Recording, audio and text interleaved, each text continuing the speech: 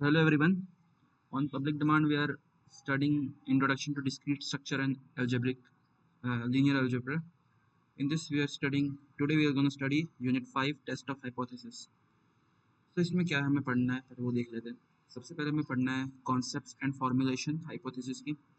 Type 1 type 2 errors क्या होते हैं, टाइम सीरीज क्या होता है और इनोवा क्या होता है. तो इनोवा जो पार्ट है ये मोस्ट इंपॉर्टेंट है और इसमें हमें दो चीज़ें पढ़नी है, वन वे और टू वे इनोवा. ये मोस्ट इंपॉर्टेंट है, इसमें सब मैक्सिमम टाइम देंगे हम. इसमें थोड़ा टाइम देंगे. टाइप 1 टाइप 2 एरर इजी है. अगर थ्योरी आएगी तो कुछ इस टाइप में है कि write a short note on type 1 and type 2 errors type में. और नेक्स्ट टाइम सीरीज एनालिसिस भी इजी है. इसमें कुछ चीज़ें हमें टाइप्स पढ़ने टाइम सीरीज के. Without wasting the time let's get started. So first of all हम पढ़ते हैं कि व्हाट इज अ हाइपोथेसिस. एक हाइपोथेसिस होता क्या है. So hypothesis, if we study about the hypothesis, hypothesis testing is a statistical method. Basically hypothesis एक statistical method है जिसे हमें टेस्ट करना है. ओके, सो हाइपोथेसिस टेस्टिंग के बारे में हम पढ़ रहे थे. हाइपोथेसिस टेस्टिंग क्या होती है basically. So hypothesis is a assumption. Okay, it is a assumption. One word answer है. Hypothesis is a assumption or the object made by us is a mathematical known hypothesis, and the process which we use to test the hypothesis whether it is true or not or false is known as hypothesis testing. Basically एक assumption है hypothesis जो हमें ये बताता है कि जो भी assumptions हम करते हैं किसी भी प्रोसेस पे. लेट्स सपोज हमारे पास जैसा एग्जांपल भी आप मान सकते हो कि एक कैलकुलेशन करने पे हमारे पास कोई आंसर आ रहा है. उस आंसर को लेट्स सपोज 6 बोल रहे हैं, 6 आंसर आया कैलकुलेशन करने के बाद. और हमने एजम्पशन माना था कि 6 आने का. हमारा एजम्पशन था 5 और वो 6 आ रहा है. ठीक है, तो ये एजम्पशन मीट नहीं किया. हमारा एजम्पशन एज्यूम्ड वैल्यू 5 थी और आंसर हमारा 6 आ रहा है. तो ये इक्वल्स टू नहीं है. तो ये इक्वल्स टू नहीं है तो इसे हम बोलते हैं ऑल्टरनेटिव हाइपोथेसिस. और अगर हमारा एजम्पशन लेट्स सपोज हमने एज्यूम किया था 4.9 और हमारा आंसर आ रहा है 5, तो ये अप्रॉक्सीमेटली दोनों बराबर है. तो ये दोनों इक्वल है. इसको हम बोलते हैं null hypothesis. These are the two types of hypothesis. और हाइपोथेसिस क्या होता है, आई थिंक इस एग्जांपल से आपको समझ में आ गया होगा. Hypothesis is nothing just a assumption. एक assumption जो हम करते हैं हमारे ऑब्जेक्ट पे. assumption और object made by us is mathematically known as hypothesis. Basically जो assumptions हम करते हैं उसे हम मैथमेटिकल हाइपोथेसिस बोलते हैं. And the process which we use to test the hypothesis is called hypothesis testing. और जो प्रोसेस हम यूज करते हैं उसको बोलते हैं hypothesis testing. Okay, next two type of hypothesis हमने पढ़ा. First null hypothesis. If the difference if the difference between assumed value and observed value is negligible, it means difference बहुत ही कम हो या equals to ही हो, then the hypothesis is also known as null hypothesis.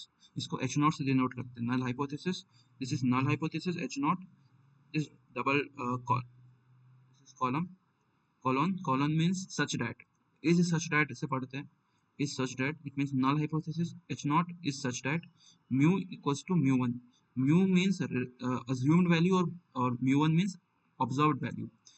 Assumed value जो हमने assume किया था कि वो आंसर आएगा उस केस में था 5. और ऑब्जर्व्ड वैल्यू जो हमारा आंसर आ रहा है उस केस में था 6. तो ये बराबर नहीं है. तो ये कौन सा हाइपोथेसिस है, ये है ऑल्टरनेटिंग हाइपोथेसिस, जिसमें कि observed value is not equals to assumed value. Okay, तो ये सेम डेफिनेशन इसका भी होगा जैसा नल का था. ऑल्टरनेटिव का भी इसी टाइप में होगा.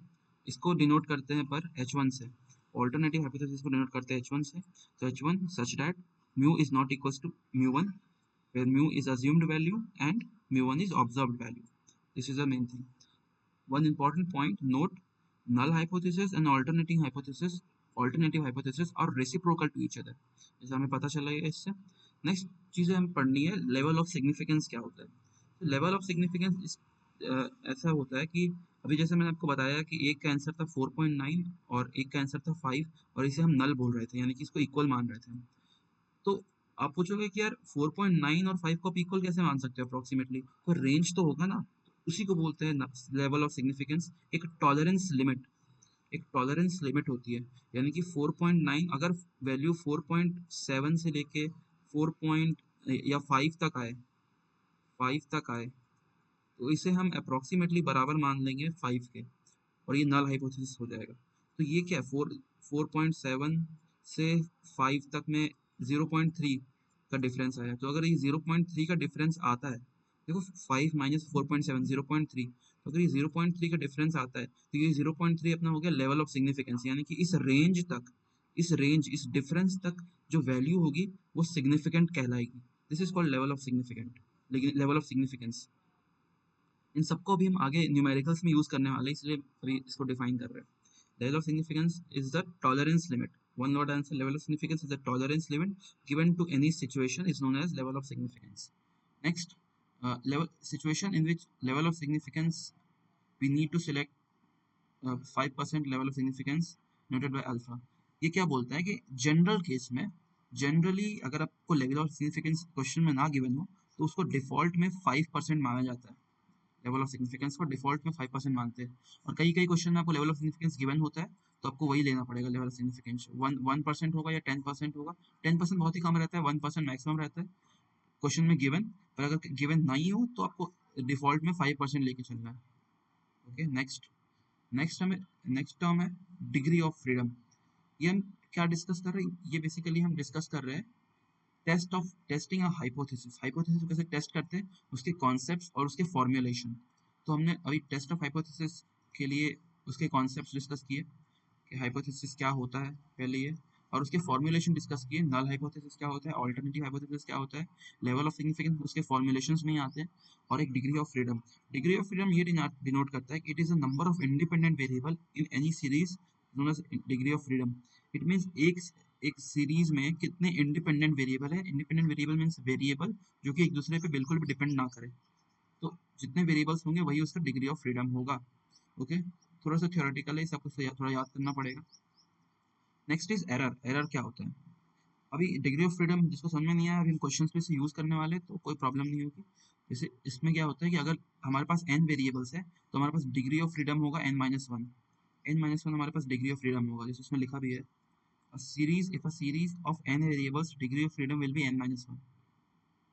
It is number of independent variable in a series is also known as degree of freedom, or generally for a series of n variable degree of freedom is n-1. ये line आपको याद रखनी है। If, for example, if you want to find the addition of 4 numbers is equals to 0, then we select the 3 numbers independently, whereas fourth number depends on the first 3 numbers.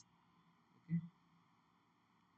समझ गए होगा, जैसे हमारे पास 4 नंबर्स है, let's suppose a b, 4 variables है c और d। अगर इन सबका सम हमें 0 के बराबर करना है तो सबसे पहले हमें क्या करना पड़ेगा, इन 4 का सम, अगर इनका एडिशन हमें 0 के बराबर करना है तो हमें सबसे पहले ये पता करना पड़ेगा कि इन 3 का सम कितना हो रहा है।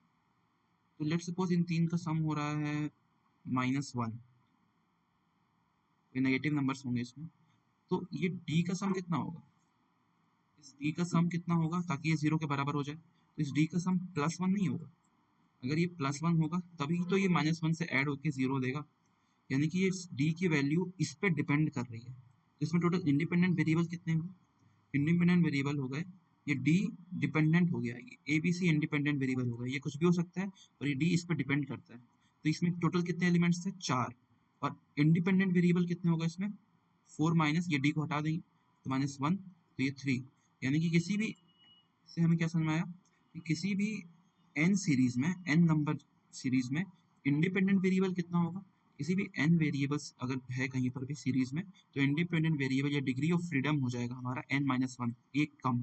This is called degree of freedom. I hope you understand. Next is error. क्या होता है, error is a difference between the true value and the approximate value. That is error is equal to mod के अंदर, क्योंकि error कभी negative नहीं हो सकता, error is equal to true value minus जो अप्रॉक्सीमेट वैल्यू हमारा आया था। तो जितना पॉइंट में आंसर आएगा, ये जो भी आंसर पॉइंट में जो भी होगा उसको हम बोलेंगे एरर। इतना एरर है जो ट्रू वैल्यू है, और जो अप्रॉक्सीमेट वैल्यू हमने जो निकाला है उसके डिफरेंस को हम एरर बोलते हैं। एरर दो तरह के होते हैं, टाइप 1 एरर और टाइप 2 एरर। सो ये बहुत सिंपल कॉन्सेप्ट है, इसको याद करने का मैं कुछ तरीका दिखाता हूँ जैसे मैंने याद किया था। टाइप 1 एरर और टाइप 2 एरर पहले होता क्या वो समझते हैं। Type 1 error is neglecting the correct answer when it is true, is known as type 1 error. जिसको हम लोग अल्फा से डिनोट करते हैं, whereas selecting the wrong answer is known as type 2 error, जिसको हम लोग बीटा से डिनोट करते हैं। इसमें बहुत लोग कंफ्यूजन होता है कि ये बोलना क्या चाह रहा है या होता क्या है इसका मतलब, वो समझते हैं। सबसे पहले मैं इसको याद करने का तरीका सिखाता हूँ, एक ट्रिक है। पहला तो ये है कि आप बताओ, अगर आपका क्वेश्चन, आप कभी एग्जाम्स में क्वेश्चन कर रहे हो, ठीक है, कोई क्वेश्चन आपने किया एग्जाम में और आपने आपका करेक्ट आंसर आ गया, आंसर आपका करेक्ट आ गया और आपने आंसर आपका सही आ रहा है और आपने आंसर लेट सपोज आपका 6 आया, 6 से आंसर था और आपका 6 ही आ गया, पर आपने आंसर शीट में 5 पुट कर दिया, यानी कि गलत आंसर पुट कर दिया, आपको 6 लिखना था पर गलती से आपने 5 लिख दिया, जबकि आपका आंसर सही आया, पर आप पता नहीं आपने कौन सा नशा किए थे कि आपने अपने 5 लिख दिया, ऐसा समझो। तो आप अव्वल नंबर के बेवकूफ हुए कि नहीं हुए, तो आप टाइप 1 एरर। तो टाइप 1 एरर बेसिकली अब वो होता है कि आपने आंसर भी सही निकाला, बस आपने पुट गलती कर दिया। तो this is neglecting the correct answer when it is true is known as type 1 error. तो आप ये इसको बोलते हैं अल्फा कैटेगरी के, यानी कि आप टाइप 1 एरर हो, टाइप 1 बेवकूफ हो। नेक्स्ट वो लोग होते हैं जो एग्जाम में आंसर भी गलत निकालते हैं और वही आंसर सही पुट करते हैं। तो आंसर जो 6 था मैंने निकाला 5 और मैंने 5 ही पुट कर दिया, या 50 निकाला 50 पुट कर दिया, ये तो आंसर ही गलत हो गया। तो type 2 error is selecting the wrong answer is known as type 2 error, इसको बीटा से डिनोट करते हैं, यानी कि मैंने आंसर ही गलत सिलेक्ट किया, आंसर ही मैंने 50 सिलेक्ट किया जबकि आंसर 6 था। आई hope you got the difference, दोनों के बीच में डिफरेंस क्या है। Type 1 error is neglecting the correct answer when it is true is known as type 1 error, और selecting the wrong answer is known as type 2 error। Type 1 error को denote करते हैं alpha से, टाइप 2 एरर को denote करते हैं beta से, and alpha and beta are inversely proportional to each other and both can not be eliminated at the same time. यानी कि अगर आप चाहते हो कि आपके क्वेश्चन में अल्फा भी ना रहे बीटा भी ना रहे, ये पॉसिबल ही नहीं है। आपके क्वेश्चन में या तो अल्फा रहेगा या तो बीटा रहेगा या तो दोनों रहेगा। तो elimination both at the same time is not possible. और आपको ये डायग्राम बनाना है अल्फा बीटा का, इस टाइप का डायग्राम बना लो या इनवर्सली प्रोपोर्शनल लिख दो, alpha is inversely proportional to 1 upon beta, proportional to 1 upon beta, ये लिख दो तो इक्वेशन भी बन जाएगी हमारी और क्या डिफरेंस भी हो जाएगा, आप खुद से बना के लिख सकते हो, वो मुझे आपके बताने की जरूरत नहीं है, इंजीनियरिंग स्टूडेंट्स हो। नेक्स्ट कॉन्सेप्ट ये था बेसिकली मेन कॉन्सेप्ट। नेक्स्ट हमें पढ़ना है, हमने टाइप 1 एरर टाइप 2 एरर पढ़ लिया, एरर्स पढ़ लिए, what is time series. Okay, ये एक पीडीएफ है, जिनको हैंडराइटिंग समझ में नहीं आती तो वो पीडीएफ से पढ़ सकते हैं। नल हाइपोथेसिस का ये स्टेप्स कैसे निकालते हैं, ये कभी नहीं पूछने वाला एग्जाम में। ये टाइप 1 एरर टाइप 2 एरर क्या होता है ये कभी नहीं पूछने वाला। Power of test, yes time series analysis पढ़ने वाला है। तो टाइम सीरीज क्या होता है अकॉर्डिंग टू डेफिनेशन, डेफिनेशन तो याद करने की जरूरत नहीं है। Time series analysis is involves statistical techniques to analyze time order data points to extract meaningful statistics and identify patterns। कुछ नहीं याद करना है, बस ऐसा समझो कि टाइम सीरीज एनालिसिस क्या होता है। आपको statistical techniques का यूज करके, statistical techniques का यूज करके आपको डेटा गिवन होगा, ठीक है, कुछ डेटा गिवन रहेंगे आपको, कुछ डेटा गिवन है, आपको स्टैटिस्टिकल एनालिसिस या टेक्निक्स का यूज करना है और इस डेटा से कोई मीनिंगफुल एक्सट्रैक्शन करना है, मीनिंगफुल कोई पैटर्न को आइडेंटिफाई करना है, कोई मीनिंगफुल मीनिंग या मीनिंगफुल स्टैटिस्टिक्स प्रोड्यूस करना है या पॉइंट्स प्रोड्यूस करना है। तो this type of ordering of data, time ordering data या एनालाइजिंग या analysis of the statistic with the help of statistical techniques is known as time series analysis. और इसमें जो मेन आधार होगा, जो रेफरेंस होगा, वो रेफरेंस हम लोग एक टाइम को मानेंगे, यानी कि टाइम हमारा रेफरेंस होगा। कई डेटा में हमारे पास टाइम रेफरेंस नहीं होगा, तो टाइम सीरीज डेटा नहीं होगा, कुछ और सीरीज होगा। और जिस डेटा में टाइम एक रेफरेंस है उसे हम टाइम सीरीज बोलेंगे। कुछ कंपोनेंट्स होते हैं टाइम सीरीज के, पहला है ट्रेंड, दूसरा है seasonality, cyclicity and regular component. Trend क्या होता है, basically long term movement of data, कि जैसे स्टॉक्स के एग्जांपल में आप देखो, स्टॉक्स में कभी अगर कुछ एक स्टॉक है किसी कंपनी का नाम है एबीसी, अगर इसका ग्रोथ पिछले 5 साल में बढ़ रहा है तो उम्मीद हम एक ट्रेंड सेट कर सकते हैं कि छठे साल में भी ये थोड़ा सा बढ़ेगा, पर ये श्योर नहीं है, ये श्योर नहीं है। हमने कैसे बोला कि पिछले 5 साल या 10 साल का हम स्टडी करके ये बोल सकते हैं कि नेक्स्ट साल में ग्रोथ आएगी और कितनी आएगी, ये हमने लॉन्ग टर्म स्टडी करके पता चला, इसे हम बोलते हैं लॉन्ग टर्म एनालिसिस, ये long term time series analysis. Next होता है seasonality. It means regular pattern में रिपीटिंग ओवर ओवर टाइम। जैसे सीजनल बिजनेसेस होते हैं तो उनका कैसे रेगुलर पैटर्न है। फॉर एग्जांपल कोई बिजनेस है कोल्ड ड्रिंक का, तो समर्स में उसकी हाइप ज़्यादा होगी और विंटर्स में कम होगी। तो इस केस में कोल्ड ड्रिंक्स को ये पता होता है कि कोल्ड ड्रिंक इंडस्ट्री में समर्स में हाइप होगी, तो वो उस केस में अपने रॉ मटेरियल्स को या अपने जो भी प्रोडक्ट्स है उसको और बेटर से एडवर्टाइज या प्रोड्यूस कर सकते हैं समर्स में। तो इस टाइप के एनालिसिस को बोलते हैं सीजनैलिटी एनालिसिस, जो एक रेगुलर पैटर्न पे स्टडी की जाती है, एक हाफ ईयरली या क्वार्टरली। नेक्स्ट इज साइक्लिलिटी, जो एक लॉन्ग लॉन्ग टर्म फ्लक्चुएशन होता है, इसमें कि कभी भी लॉन्ग टर्म फ्लक्चुएशन होता है, एक साइकिल में मूव करते हैं, एक साइकिल में स्टडी करते हैं, उससे साइक्लिलिटी बोलते हैं। नेक्स्ट इज इरेगुलर कंपोनेंट्स, कि कभी भी कुछ भी अनप्रेडिक्टेबल हो जाए। जैसे स्टॉक्स में कभी कभी होता क्या है कि 5 साल में ये किसी कंपनी का ग्रोथ तो हो रहा है पर अचानक से वो एकदम से कम हो गया, तो this is fluctuation, this is irregular component. तो इसे बोलते हैं इरेगुलर कंपोनेंट, जो कि अनप्रेडिक्टेबल हो, पूरी तरह से रैंडम हो। दिस इज द थिंग, हमने कंपोनेंट से पढ़ लिए। मेथड्स क्या होते हैं, decomposition, smoothing techniques, auto regressive ARIMA model.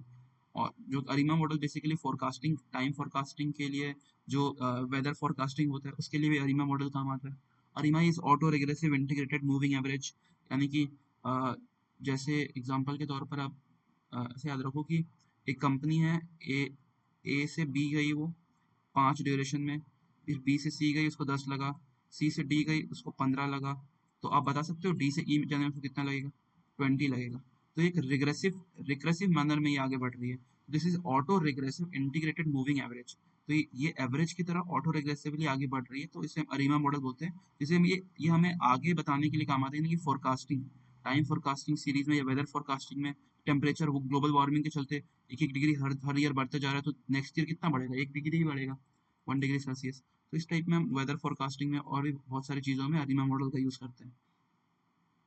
Water level कम हो रहा है किसी किसी के तो उस पर भी फोरकास्टिंग यूज़ हो सकती है। तो ये सारे फोरकास्टिंग इन सब मेथड्स पे होते हैं, तो आप इसको देख सकते हो। नेक्स्ट इज मेन, हमने टाइम सीरीज एनालिसिस पढ़ लिया।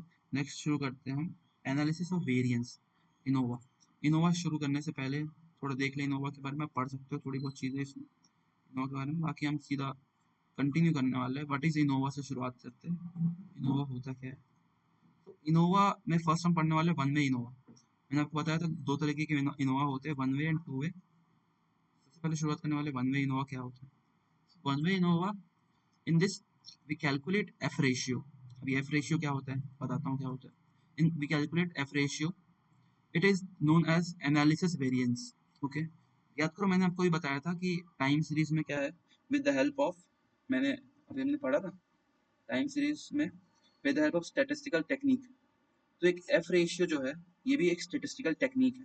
अब मत पूछना एफ रेशियो अब क्या है, ये एक स्टैटिस्टिकल टेक्निक है। मैं आपसे पूछूं मीन क्या है, मीन एक मेथड है जिससे हम टोटल एवरेज निकाल सकते हैं। एवरेज के लिए एक मेथड है एवरेज निकालने के लिए। या मैं पूछूं कि एलसीएम क्या है, एलसीएम एक लोएस्ट कॉमन फैक्टर निकालने के लिए। उसी तरह से एफ रेशियो है, एक स्टैटिस्टिकल मेथड है जिससे हम वेरिएंस का एनालिसिस करते हैं। Okay, so let's continue. It's known as analysis variance. It is used to find null or alternative hypothesis. Okay. हम ये पता करने के लिए कि जो हमारा null hypothesis है और alternative hypothesis है या नहीं, ये solution f ratio के थ्रू हम निकालते हैं। This method is used where more than 2 factors or groups are involved. Okay. देखते इसका मतलब क्या होता है। पहले तो इनोवा का फुल फॉर्म क्या होता है। AN means analysis, O means of और VA मीन्स वेरिएंस, यानी कि वेरिएंस का analysis. Variance means variation, variation का एनालिसिस को हम स्टडी करते हैं। जो वेरिएशन है उसके एनालिसिस स्टडी करके हम समझते हैं कि इनोवा के मेथड क्या होते हैं। Okay, let's start. ये नोट है कुछ कि आपको इनोवा कब इस्तेमाल करना चाहिए, जब आपके पास 2 टेस्ट सीरीज हो और then ANOVA method is required. और if there is only 2 test data series, जिसमें अगर मोर देन 2 टेस्ट सीरीज हो तो उसे हम इनोवा से करते हैं, और जिसमें सिर्फ और सिर्फ 2 टेस्ट सीरीज हो तो उसे हम काई स्क्वायर टेस्ट से भी कर सकते हैं। पर क्योंकि हमारे सिलेबस में काई स्क्वायर टेस्ट मेंशन नहीं है तो हम इनोवा से करेंगे। तो इनोवा समझने से पहले, इसके न्यूमेरिकल सॉल्व करने से पहले आपको कुछ कुछ चीज़ें याद होनी चाहिए इनोवा में। पहला है ये ग्राफ, ये ग्राफ आपको याद होनी चाहिए। इसमें मैं आपको बताता हूँ क्या क्या चीज़ें। पहला तो ये ब्लैंक रहेगा, उसको याद मत रखना, ब्लैंक को हम याद रखते हैं। Next first is between group. एक हमारे पास ग्रुप है, इसके बिटवीन में क्या होगा, बिटवीन ग्रुप आपको याद रखना है। सेकंड कॉलम सेकंड रो याद रखना है विद इन ग्रुप, और थर्ड याद रखना है टोटल। इन सब चीजें यहाँ पर लिखा हुआ है, बिटवीन ग्रुप, बिटवीन ग्रुप और विद इन ग्रुप। ये सब फर्स्ट बिटवीन ग्रुप क्या होता है, विद इन ग्रुप, और थर्ड इज टोटल। फर्स्ट अपना रो में फर्स्ट रहेगा, या फर्स्ट सेकंड कॉलम रहेगा अपना डिग्री ऑफ फ्रीडम, उसके बाद सम ऑफ स्क्वायर, फिर मीन सम ऑफ स्क्वायर, और फिर एफ रेशियो। ये टेबल आपको याद ही रखना है। क्या क्या था एक बार फिर से, first is between group, within group, total, then degree of freedom, sum of square, mean sum of square, और एफ रेशियो। ये टेबल अगर आपको याद है तो आप इनोवा के कोई भी सॉल्व कर सकते हो।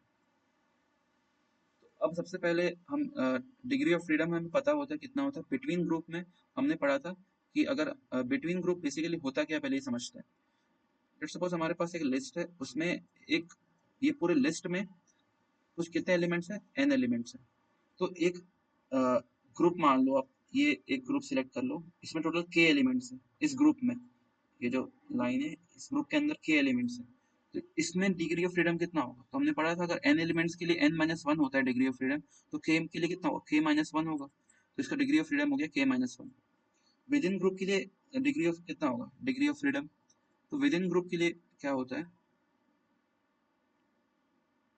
With in group means k-1 था, अभी निकाला हमने, और n-1 अपना जो टोटल लिस्ट के लिए था, इसको प्लस कर दो, मतलब सॉरी प्लस मत करो, माइनस कर दो, क्या आएगा फिर से,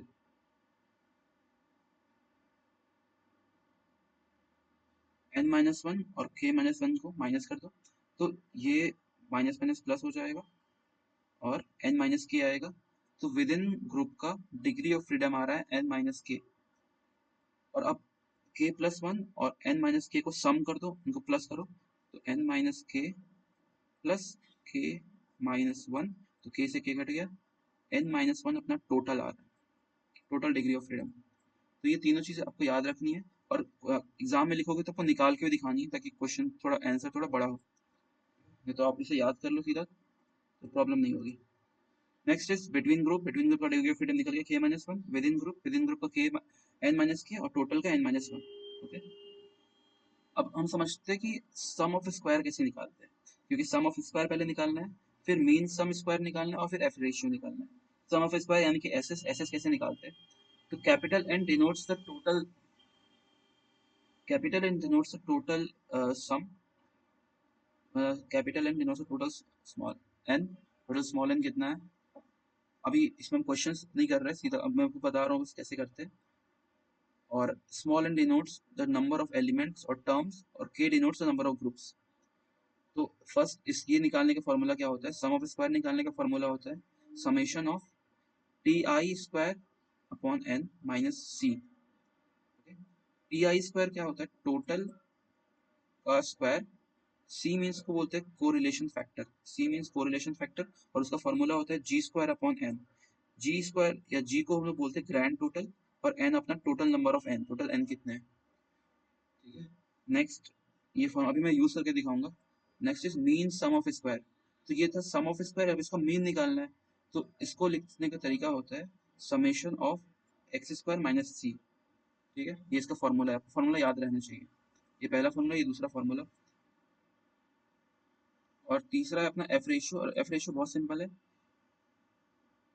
एफ रेशियो निकालने के लिए क्या करना है आपको, mean sum of square, mean sum of square between group का एक्स जो आया, मान लो इसका एक्स आया कुछ, इसमें सम ऑफ स्क्वायर जो आया इसका मीन निकालना है इसमें, तो ये कुछ एक्स आया, तो बिफोर के लिए एम एस एस बी, इसको एम एस एस बोलते हैं, mean sum of square before, ये बिफोर के लिए, और विद इन के लिए चलो वाई आया, इसको डिवाइड कर दो, यानी कि एफ रेशियो हो जाएगा एक्स अपॉन वाई, ये अपना एफ रेशियो।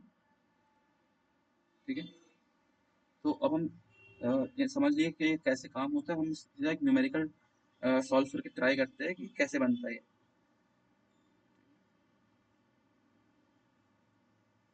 तो ये हमारे पास एक न्यूमेरिकल है।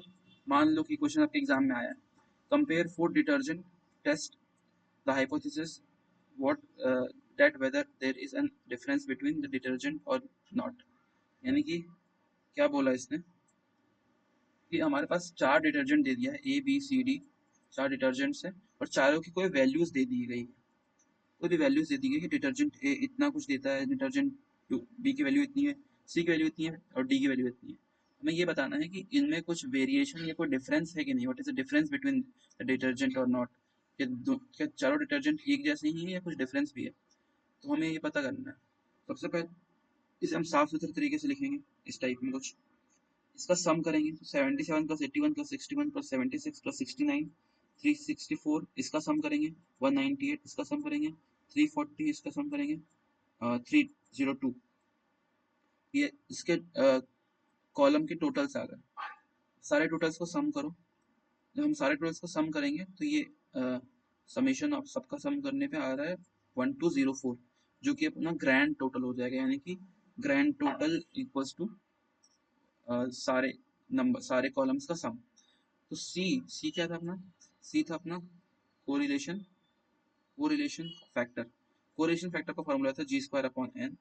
तो पुट करो, जी हमने निकाला था अभी, इसका स्क्वायर अपॉन एन। एन क्या है, एन है, हमने बताया था टोटल कितने है इसमें, टोटल कितने एन है, स्मॉल एन है। स्मॉल एन यानी कि इंडिविजुअल कितने हैं, तो एक चार, चार पाँच ना, पाँच पाँच 10, 14 15 16 17, 17 है टोटल कैपिटल एन। कैपिटल मतलब टोटल एन कितने हैं, तो टोटल एन कितने 17 और ऊपर 1204 का स्क्वायर। तो इसको सॉल्व करने पे इतना आ रहा है, सी की वैल्यू कोरिलेशन कोएफिशिएंट इतना आ रहा है। फर्स्ट हमें निकालना था सम ऑफ स्क्वायर बिटवीन, बिटवीन के लिए सम ऑफ स्क्वायर बिटवीन ग्रुप के लिए, सम ऑफ स्क्वायर बिटवीन ग्रुप के लिए निकालना था। तो इसका फॉर्मूला ये था, इसे हम सीधा पुट करेंगे यहाँ पर फॉर्मूला। ये आ गया formula some of square between के लिए। इसके लिए कैसे निकालेंगे इसको, बिटवीन में देखो सम ऑफ स्क्वायर कितना आ रहा है। सो 164 का स्क्वायर अपॉन 5, 164 ये का स्क्वायर करेंगे अपॉन 5, क्योंकि इसमें 5 नंबर्स हैं। देखो फॉर्मूला समझो क्या है, summation of T I square upon N minus C. T I means total of I, I मतलब फर्स्ट एलिमेंट, फिर सेकंड एलिमेंट का टोटल कितना है 198, थर्ड एलिमेंट का 140, 198 अपॉन 3, क्योंकि 3 एलिमेंट्स थे यहाँ पर 1 1 2 3, फिर 5 एलिमेंट्स है 340 का स्क्वायर अपॉन 5, उसी तरह से 302 का स्क्वायर अपॉन 4। इन सब का सम करेंगे और माइनस सी से माइनस कर देंगे, सी मतलब अपना कोरिलेशन फैक्टर जो आया था उससे माइनस कर देंगे और उसको सॉल्व करने पे हमारा वैल्यू जो आएगा 216.7। ये कुछ वैल्यू आई हमारी इसकी सम ऑफ स्क्वायर, तो आ गया सम ऑफ स्क्वायर बिटवीन का। नेक्स्ट हम निकालेंगे सम ऑफ स्क्वायर टोटल, कौन सा, ये वाला सम ऑफ स्क्वायर टोटल। इसका फॉर्मूला क्या था,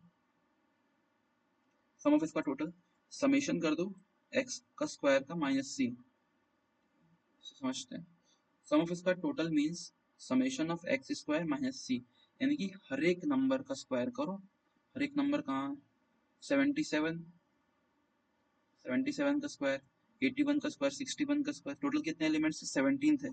तो 3 3 6 7 8 9 10 11 12 13 14 15 16 17, 17 एलिमेंट सारे के स्क्वायर करो, सबका सम करो माइनस कोरिलेशन फैक्टर करो, इसको बोलते हैं सम ऑफ स्क्वायर टोटल। इसको सॉल्व करने पे कितना आएगा, तो एस एस टोटल आ रहा है अपना 1090.48। अब इन सबको पुट करो। सबसे पहले तो हमारा इस टाइप में बनेगा एक टेबल। जो आपने ये सब कुछ कर लिया, क्वेश्चन आपके पास आया था, आपने पहले इसमें ये किया, इसके सारे चीज़ें निकाली और फिर आपने ये टेबल बनाया जो आपको याद करना था, between group, within group, total. फिर डिग्री ऑफ फ्रीडम बनाया k-1 यानी कि 4-1। बिटवीन ग्रुप में कितना है 4 है, देख लो एक बार। बिटवीन ग्रुप में कितने यानी कि ये बिटवीन ग्रुप ये 1 2 3 4 4 है, तो 4-1 यानी कि 3। फिर विद इन ग्रुप में कितने, विद इन ग्रुप में n माइनस के, और टोटल एलिमेंट्स कितने हैं 16, 16 माइनस 3 यानी कि 13।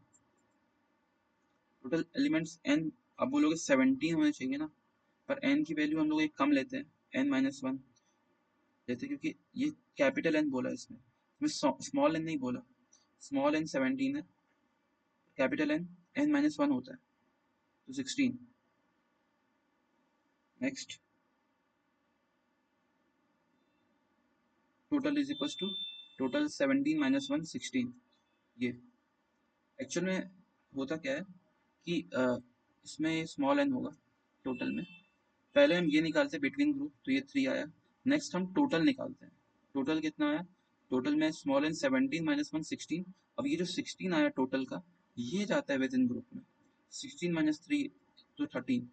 पहले ये, फिर ये टोटल, और फिर 3 विद इन। इसका डिग्री ऑफ फ्रीडम निकला 13।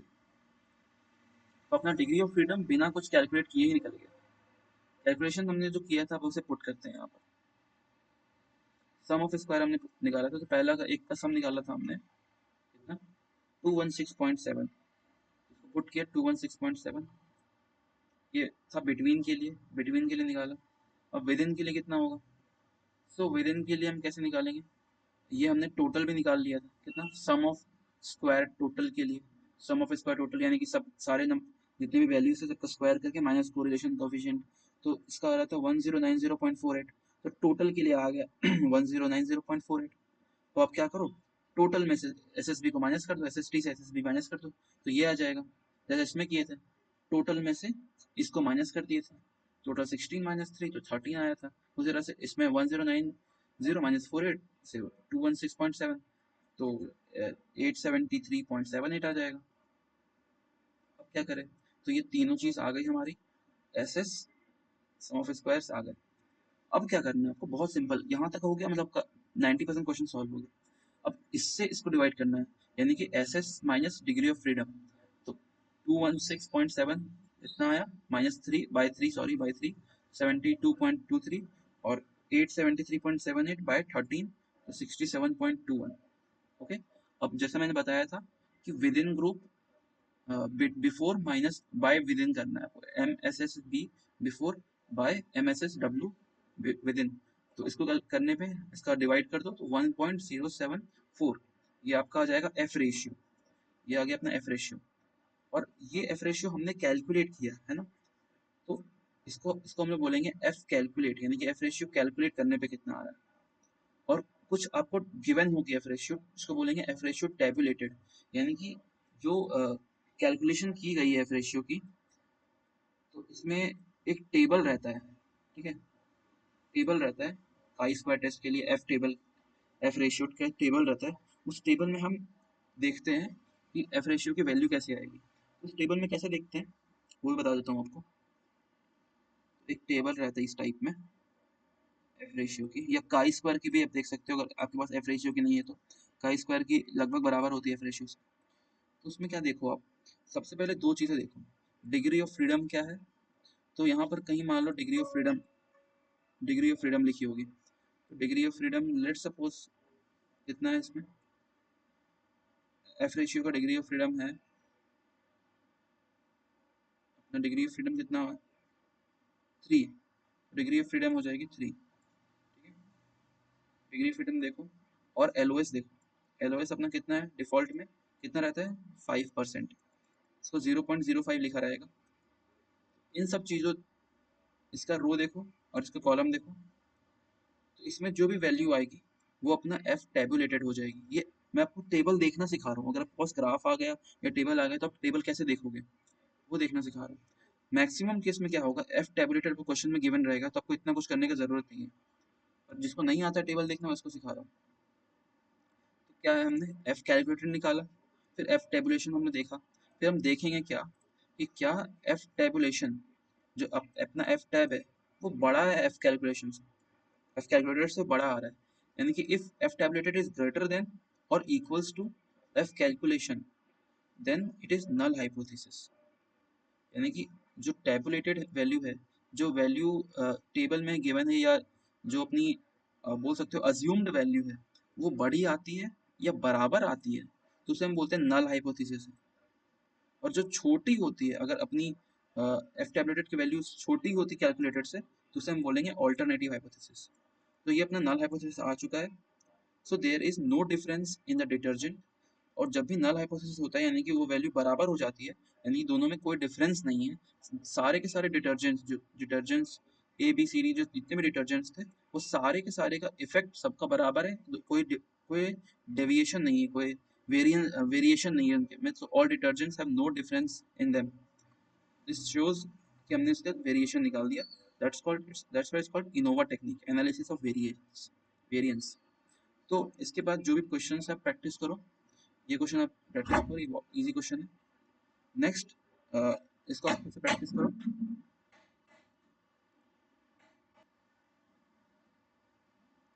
ओके, सो ये हमने सीखा, ये वन वे इनोवा था।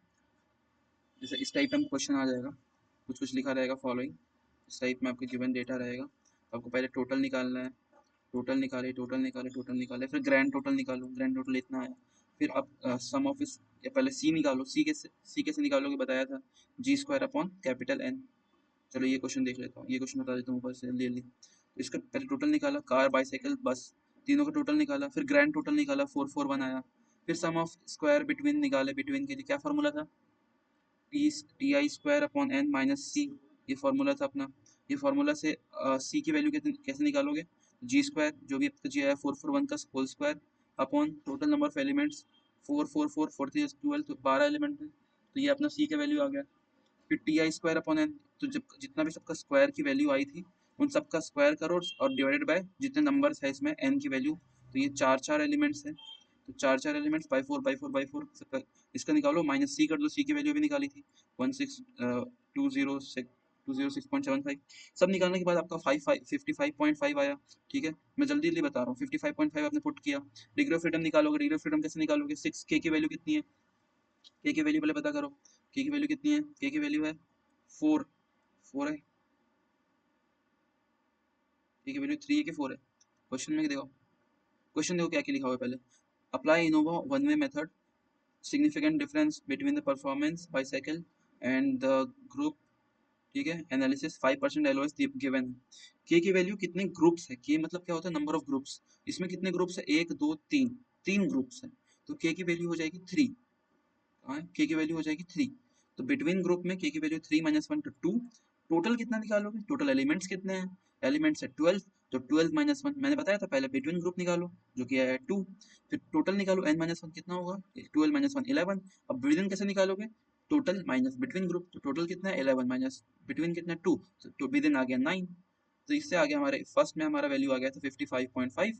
नेक्स्ट चीज निकालना है हमें सम ऑफ स्क्वायर, ये total number of sum of square कितना आएगा, तो summation of X square minus C, X square मतलब जितने भी एलिमेंट्स है जितने भी स्मॉल एन है, इसमें टोटल कितने थे, 4 3 12, तो 12 एलिमेंट का सबका स्क्वायर करो, सबको सम करो माइनस कोरिलेशन कोफिशिएंट सी का माइनस कर दो, इसमें सॉल्व करने पे आ रहा है 508.25।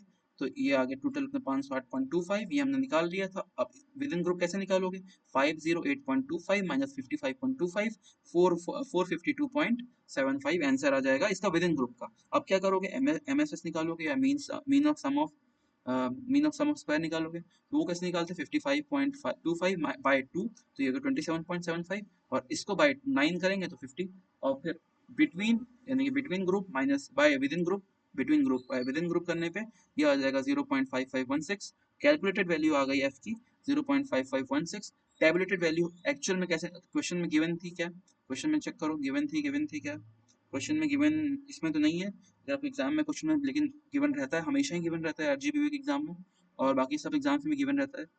नहीं तो अगर गिवन नहीं है कहीं तो आपको खुद ही वो टेबल देंगे, तो टेबल में इसकी वैल्यू आ रही है 19.36। तो क्योंकि एफ टैबुलेटेड ग्रेटर है than F solution will be null hypothesis, क्योंकि टैबुलेटेड की वैल्यू बड़ी है, जिसकी वैल्यू बड़ी रहती है, टैबुलेटेड की वैल्यू बड़ी है, अपनी वैल्यू छोटी है, क्योंकि अपनी वैल्यू छोटी है, इसको ऐसे याद रख लो। कभी कभी बच्चों को इस पर दिक्कत होती है, तो ऐसे याद रखो कि हमारी कैलकुलेटेड वैल्यू छोटी, बहुत छोटी आई है, टैबलेटेड के हिसाब से बहुत छोटी आई है, छोटी यानी कि बहुत ही नेग्लिजिबल आई है, नेग्लिजिबल मीन्स नल आई है, तो ये नल हाइपोथेसिस हो गया। और अगर अपनी वैल्यू बड़ी आ गई, टैबुलेटेड से भी बड़ी आ गई, तो ऑल्टरनेटिव हाइपोथेसिस हो जाएगा। नल याद रख लो कैसे, कि अपनी वैल्यू बहुत ही छोटी आई है एज कम्पेयर टू टेबुलेटेड, तो अब ये वैल्यू हो गई नल हाइपोथेसिस, क्योंकि ये बहुत ही नल टाइप में आई है, नल ही आई है, नेग्लिजिबल आई है। और अगर ये वैल्यू नेग्लिजिबल नहीं है, अपनी वैल्यू बड़ी है, calculated is greater than tabulated, then the hypothesis will be alternative hypothesis. और नल हाइपोथेसिस मींस कोई चेंज नहीं है, नो चेंज, बराबर है।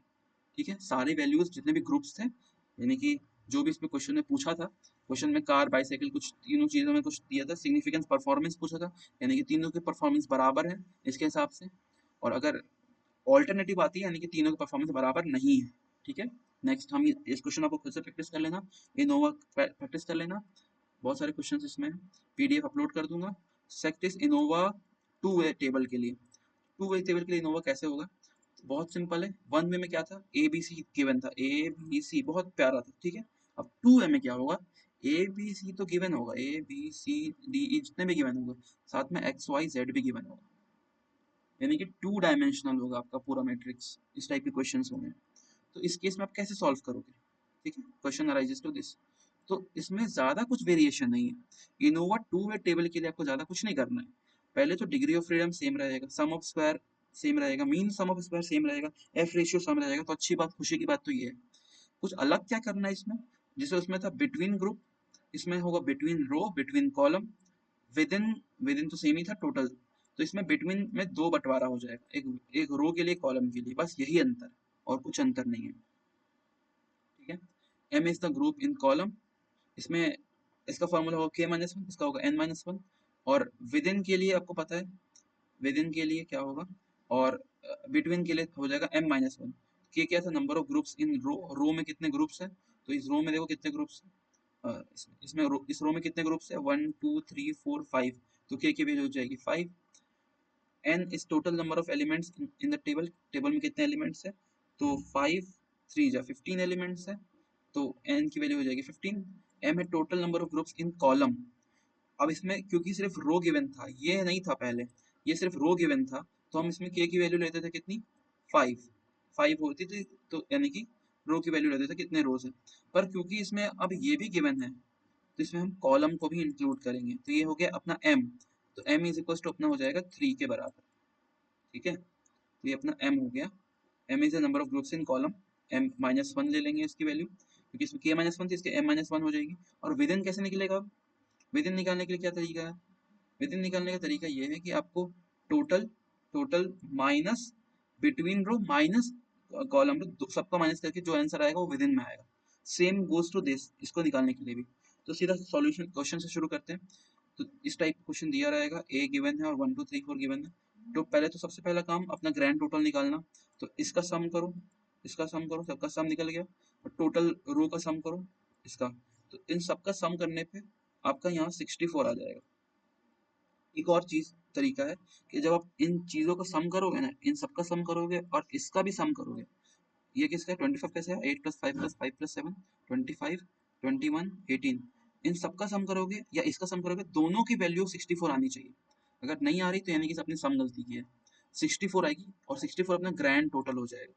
ठीक है, तो यानी कि आप अगर कॉलम का सम करो तो भी 64 आएगी, और रो का सम करो तो भी 64 आएगी। तो ग्रैंड टोटल मैं इसका कर रहा हूँ, 25 प्लस 21 प्लस 18 64 आ रहा है। और देखो ग्रैंड टोटल कॉलम के, रो के लिए मेरा 64 है, और कॉलम के लिए देखो अपना 64 आ रहा है, दोनों के लिए 64 आ रहा है। ठीक है, next is number of elements, number of elements तो कितने हैं, 4 4 जा 16, नहीं 3 है ना, 4 3 जा 12, तो n अपना 12 है। कोरिलेशन कोफिशिएंट की कोरिलेशन फैक्टर कितना होगा, जी square upon N, G square 64 था, स्क्वायर अपॉन 12, तो 341.33 हो रहा है। टेबल बनाओ, टेबल याद रखना है आपको, degree of freedom, S S, M S S और एफ रेशियो। तो k माइनस वन, के की वैल्यू कितनी थी, देखो 1 2 3 4, के की वैल्यू, नहीं के तो अपना रो है ना, तो 1 2 3, तो ये हो जाएगा 3 माइनस वन। रो है, रो क्या होता है, रो ये होता है, इसको बोलते हैं रो, ये आर होता है ना, आर का ये ऐसे कर दूं तो ये जो डायरेक्शन में जा रहा है ये रो है। ठीक है, क्या करना था, क्या कर रहा था, हाँ, रो, बिटवीन रो कितना होगा, कितने रोज है 1 2 3, तो 3 माइनस वन, के माइनस वन, तो 3 माइनस वन 2। बिटवीन कॉलम कितना होगा, कॉलम कितना है 1 2 3 4, तो 4 माइनस वन, तो 3। विद इन, विद इन अभी नहीं निकालेंगे, टोटल देखो टोटल 12 एलिमेंट्स है, 12 माइनस वन 11, 11 माइनस 3 -2 कितना होगा? तो 11 - 5 कितना होगा? बेसिकली 11 - 5 हो जाएगा अपना 6। तो अपना विद इन आ गया 6। देख लो, सिंपल है। विद इन निकल गया, डिग्री फ्रीडम पहला चीज निकल गया। नेक्स्ट चीज एस एस कैसे निकालोगे? एस एस निकालने के लिए हमें पता है, बिटवीन रो के लिए कैसे, T I square upon N minus C. तो टी आई कैसे निकालोगे? टी आई निकालने के लिए कैसे, 25 का स्क्वायर, 21 का स्क्वायर, 18 का स्क्वायर। तो बिटवीन के देखो, रो के लिए क्या निकालोगे? 25 का स्क्वायर, 21 का स्क्वायर, 18 का स्क्वायर बाय जितने एलिमेंट्स हैं। तो 25 का स्क्वायर, 21 का स्क्वायर, 18 का स्क्वायर बाय 4 सब में एलिमेंट्स है, माइनस कोरिलेशन फैक्टर, सब निकालने पे वैल्यू इतनी आ रही है। फिर कॉलम के लिए निकालोगे तो इसमें कितने सम आ रहे थे सबका? देखो 18, 17 का स्क्वायर, 14 का स्क्वायर, 15 का स्क्वायर, फिर सबका स्क्वायर किए बाई 3 किए, माइनस सी कर दिए, तो इसकी वैल्यू आ रही इतनी। अब वैल्यू को पुट करो, तो इसकी वैल्यू आ रही थी 6 पॉइंट, इसकी आ रही थी 3.336। विद इन टोटल की वैल्यू निकालेंगे, टोटल की वैल्यू निकालने के लिए सब सारे सम्स का स्क्वायर करो माइनस सी, टोटल की वैल्यू 24.67। तो ये 24.67 आ गया। और विद इन निकालने के लिए सिंपल है, 24.67 माइनस 6.17 माइनस 3.336। तो विद इन की वैल्यू आ जाएगी 15.16। और फिर हमें पता है कि एम एस एस कैसे निकालेंगे, मीन सम ऑफ, तो मीन निकालने के लिए ये sum of square by degree of freedom, तो बाय 2 कर देंगे, इसमें बाय 3 कर देंगे, इसमें बाय 6 कर देंगे, तीनों की वैल्यू निकल गई। अब यहाँ से चीजें हैं कि इसको कैसे निकालोगे। इसमें देखो एफ रेशियो 2 आएंगे। पहला एफ रेशियो वो होगा जिसमें कि हम M M M S S B C यानी कि बिटवीन कॉलम बाय अपना विद इन रखेंगे, यानी कि 1.112 बाय 2.56 ये रखेंगे एक, और दूसरे में ये बाय विद इन रखेंगे, यानी कि नीचे डिनोमिनेटर में हमेशा विद इन ही आएगा, हमेशा विद इन आएगा। एक में न्यूमरेटर ये रहेगा, एक में न्यूमरेटर ये रहेगा, दो वैल्यूज आएंगे एफ रेशियो की। ठीक है, उसी टाइप में यहाँ दो वैल्यूज आएंगी एफ रेशियो की, और दोनों को हम लोग कंपेयर करेंगे अपने टेबुलेशन से। इस तरह से आप इसको खुद से प्रैक्टिस कर लो। जैसे ये था, इसमें एफ रेशियो की, ये हमारा इनोवा है। इस टाइप में इसे सॉल्व किया पूरी तरह से, इसमें कंप्लीट सॉल्यूशन है। एक्सट्रीम केस में वैसे इतना एडवांस सवाल नहीं आएगा, इतना एक्सटेंसिव कैलकुलेशन नहीं आता कभी, पर अगर कभी आ गया तो आप सब देख सकते हो। मैं तो बोलूँगा इसको नहीं, क्योंकि ये काफ़ी ये उसके लिए है, जो कॉम्पिटिशनल स्टैटिस्टिकल मेथड जो पढ़ते हैं उनके लिए ये क्वेश्चन आप डिसेंट, ये क्वेश्चन आप रहने देना, ये क्वेश्चन तक आप सॉल्व कर लो, ये सही रहेगा। यहाँ तक आप देख लेना, दो वैल्यूज आएंगी आपके क्वेश्चन में गिवन रहेगा, तो जो दो वैल्यूज आएंगी उसमें जो सबसे मिनिमम होगा आप उसको उसको कंसिडर कर लेना, दो में से जो मिनिमम होगा वो कंसिडर करना, और टेबुलेशन की वैल्यू फिर देखना, फिर पता कर लेना कि नल हाइपोथेसिस है या अल्टरनेटिव हाइपोथेसिस है। आई hope you like the lecture. हमने सब चीज़ें कवर कर ली इसमें, जितने भी टॉपिक्स थे यूनिट 5 के। तो if you like the lecture give it a thumbs up and comments जो भी प्रॉब्लम हो रही है। Thank you, nice nice day.